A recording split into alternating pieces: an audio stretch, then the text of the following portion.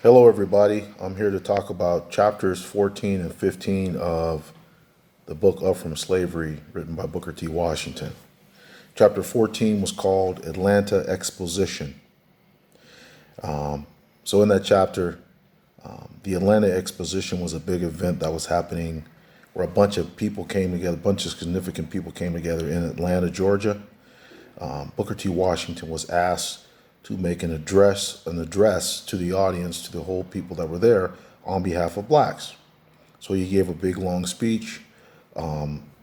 People were very impressed with the speech he gave. It was, talked about all over the country. He received high praise. He received high accolades and praise. He also, out of that, he was able to get a lot of speaking engagements. He started to speak around the country. At the end of the chapter, he talks about how he was asked to write an editorial about the state of the black church at the time and the ministers. And his response was met with a lot of criticism, to the point where some people were suggesting that kids should not go to Tuskegee because they kind of thought he was against or saying some negative things that were hurting blacks.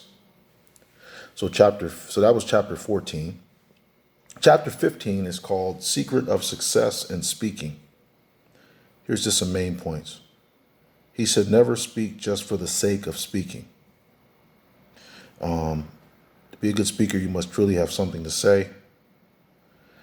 He says he learned that the more proper he tried to be, seems like that kind of ruined his speech. He kind of didn't worry about being very proper during his speeches.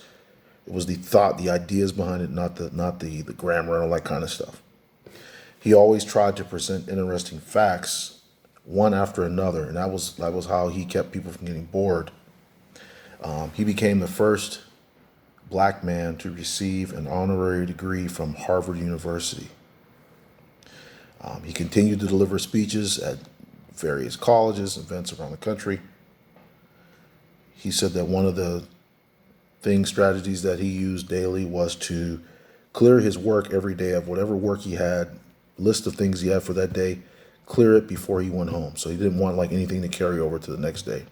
He said that kept him his day moving, or kept him being efficient. He said that a person has to master their work. They have to learn how to master their work. At the end of the chapter, he talked about how he had a love for walking the woods and connecting to nature. So that was chapters 14 and 15 in the book Up From Slavery by Booker T. Washington.